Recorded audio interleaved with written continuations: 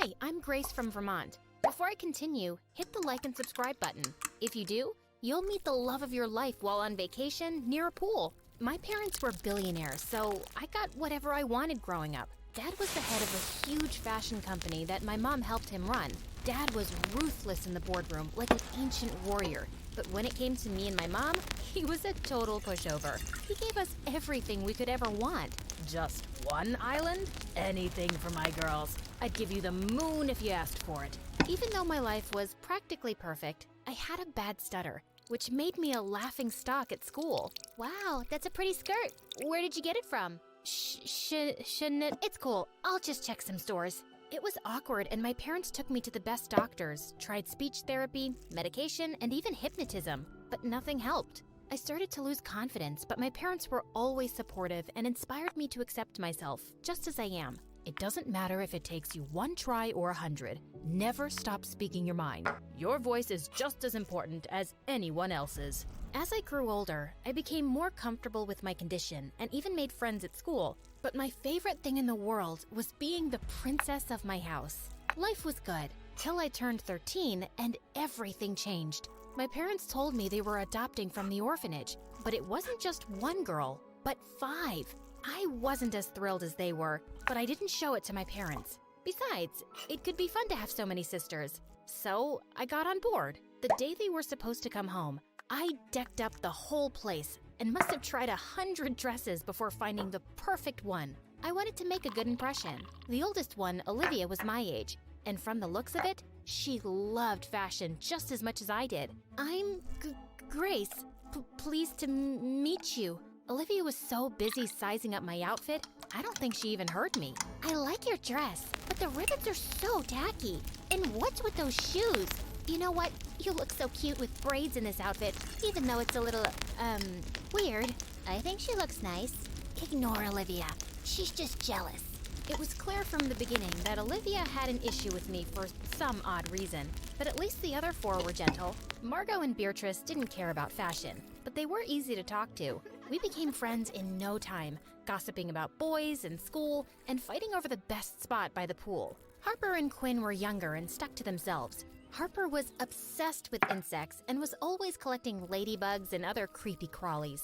Quinn was like her sister's shadow, silently following her everywhere. A week after my sister's arrival, my parents took us on a shopping spree so they wouldn't have to wear the same clothes from the orphanage. And Olivia bought everything I did. At first, she just wore the same belt or hat, but soon she was copying my whole outfit. Why are you copying me? I think you're copying me.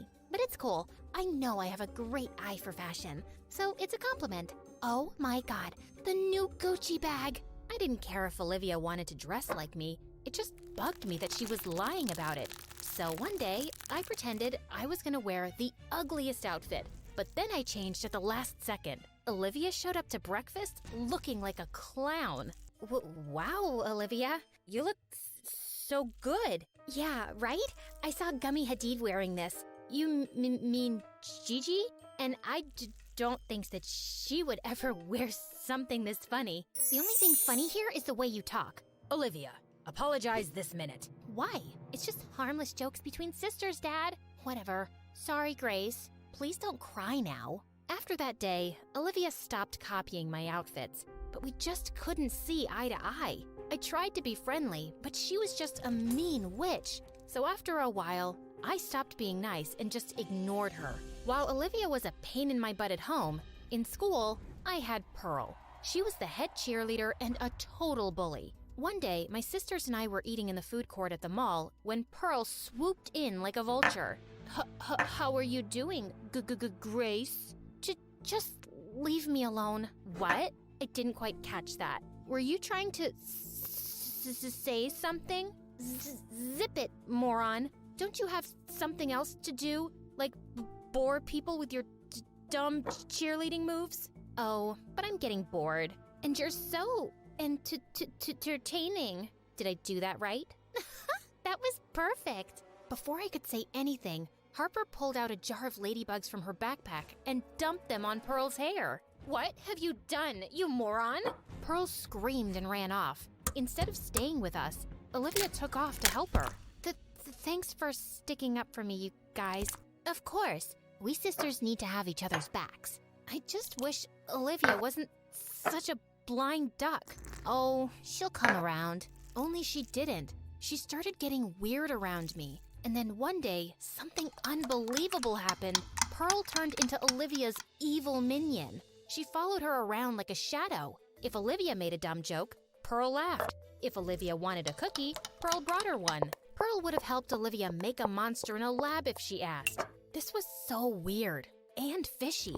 I tried to find out what Pearl's deal was, but then I got busy with school assignments and forgot all about it. They were a match made in hell anyway. A week later, Mom and Dad called us into the study for a big announcement. It's my dream that my girls join the family business one day. And with Fashion Week coming up, I want all my girls to help with their brilliant ideas. The best ones will end up on the ramp, so give it your best shot. Oh, my God, Dad. This is such an amazing opportunity. I won't let you down. Yes, Dad. You'll love our designs. Olivia smiled at me, but the moment Mom and Dad left, she went back to her devilish smirk. Ugh, dramatic much? This opportunity is mine, and I will own it. You can relax and watch me work if you'd like. Think of it as a learning experience. Say what you want, but I know Dad will pick my designs, so watch out. I stayed up late every night working on my dress. My other sisters made their own dresses for fun, but everyone knew Olivia and I were the only ones taking it seriously. We both really wanted to impress Dad. The night before Dad judged the dresses, Olivia snuck into the studio and destroyed my dress. Luckily for me, Harper and Quinn saw her sneaking out and told me what happened. I knew she was jealous of me, but this was an all-new low. How was I supposed to make a new dress overnight? That's when an idea struck me. If I couldn't beat Olivia fair and square, I'd just have to play tricks with her. So, I swapped her dress for my ruined one. The next day, when Dad walked into the studio to judge our dresses, we both took the sheets off of our mannequins, and Olivia's mouth dropped open in shock to see what I'd done. But obviously, she couldn't tell Dad that the dress was really hers without admitting that she'd destroyed mine. Grace, I pick you. This isn't your usual style, but it's certainly beautiful. Olivia, it's a shame you gave up on your dress. It looks like it could have been something special. I know, Dad. Wonder what happened. Oh, don't be a sore loser, Ollie. I'm sure you'll do just as good as the next time, if there is a next time. I wasn't one to gloat usually, but the look on Olivia's face was so satisfying. A few days later, we were all on a flight to Paris for Fashion Week, and Olivia couldn't stop glaring at me. That's my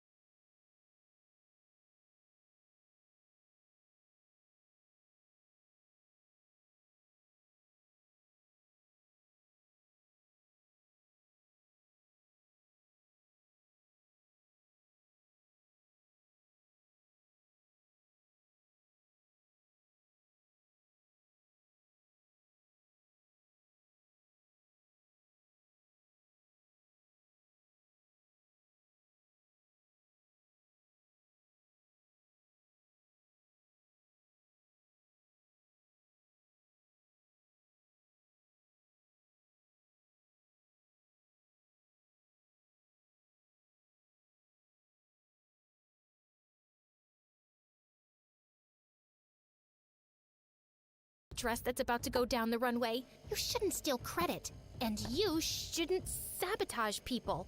Olivia, why can't we leave this stupid fight and just be friends?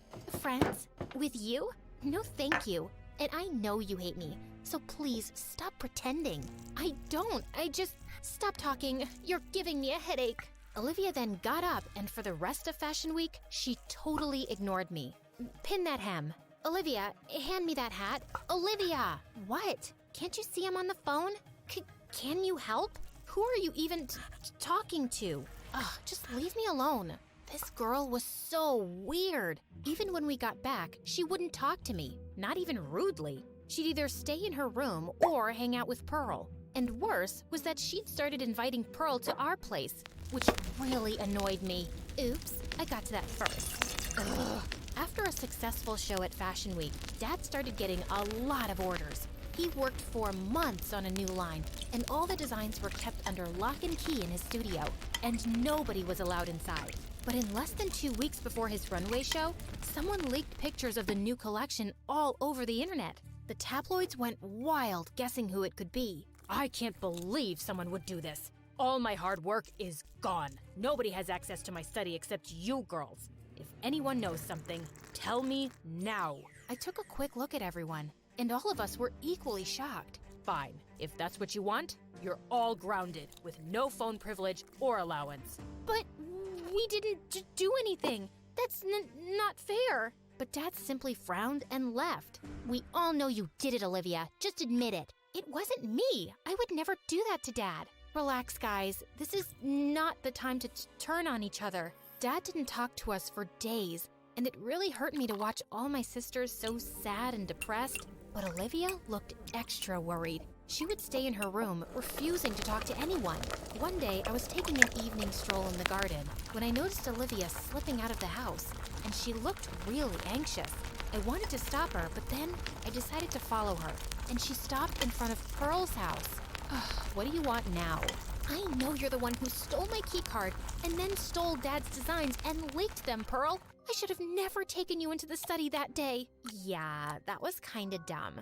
Especially since you know my mom's company is your #1 competitor. You made it so easy to steal your designs. And now we'll be on top, while you guys will eat dirt. In your dreams, you sick psycho. No, not when the whole world would know what big fat cheaters you all are. Olivia looked at me in shock as I pulled out the phone and started playing back the recording with Pearl's confession. Give me that. Not so easy. Besides, I've already uploaded it, so there's nothing you can do. Pearl was at a loss for words, and suddenly her phone started ringing. Must be your mom. If I were you, I'd think of going underground for a few days. Pearl ran away crying, and Olivia turned to me. I'm so sorry, Grace.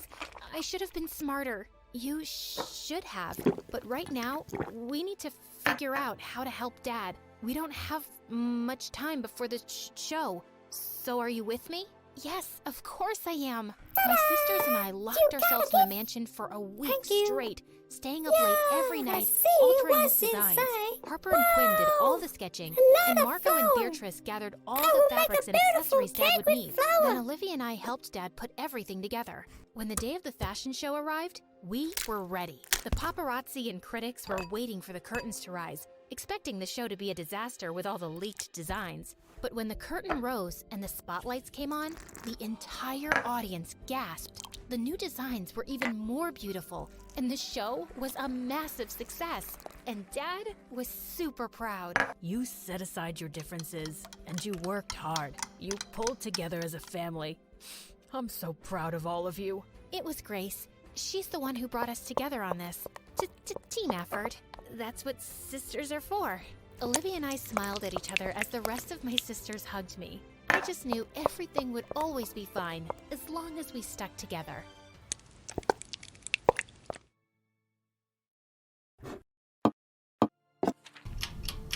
Hi, I'm Rochelle from Iowa. Please like and subscribe. I was just a baby when Mom and Dad divorced, and growing up, my mom was pretty much my whole world. We did everything together, walking our dogs, swimming, and reading on rainy days. Once Mom took me to the playground and kids were playing hopscotch.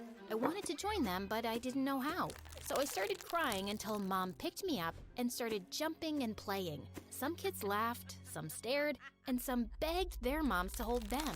The moms didn't like that and glared at us. But Mom didn't care. She jumped harder, and we fell badly on the ground. I got bruises on my face, and Mom broke her leg. Some moms came running to help us, and I swear some of them were laughing. Mean witches. I wanted to punch them, but I was too little. And yeah, Mom and I were inseparable.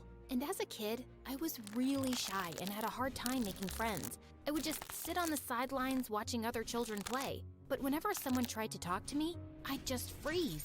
Do you want to play kickball with us, Rochelle? I Just forget it.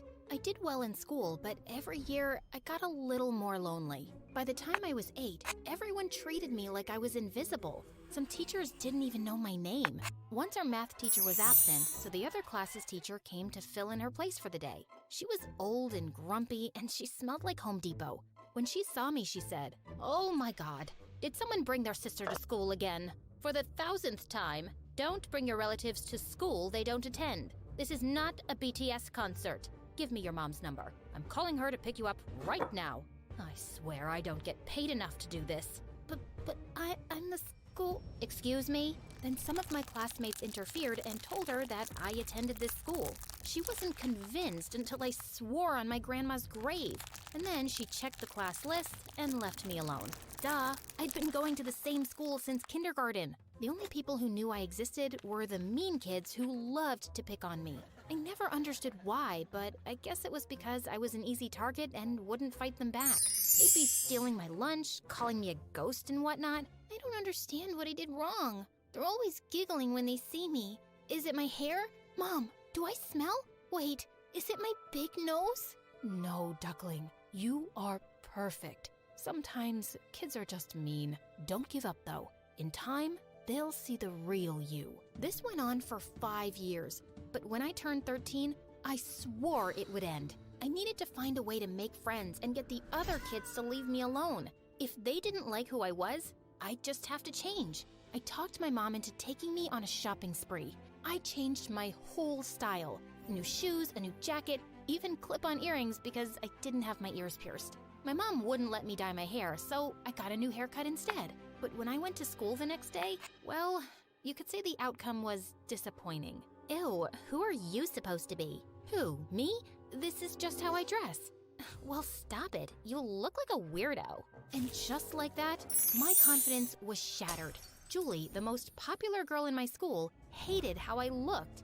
I felt so stupid. I waited for the end of the day, then ran home and cried in my room. But then I had a moment of realization. What does Julie have that I don't? If she can be so popular, I can too. Fine, if a new look wasn't enough, I'd just have to do something more extreme. I'd be like Julie. I made a list of everything she did. The food she ate, the movies she talked about, the sports she played. Don't ask me how I got all this info. Shy kids have their ways. Shy kids are the scariest. Don't be a shy kid. If I couldn't get friends by being myself, I was ready to fake it till I made it. 3 weeks later, I sat down at the popular girls' table in the cafeteria.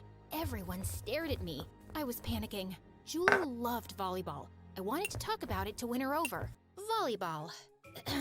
Volley, according to the Oxford Dictionary, means a lot of bullets, stones, etc. that are fired or thrown at the same time. Ball. Well, it's kind of the same thing, but not a bullet or a stone or etc. and not thrown at the same time.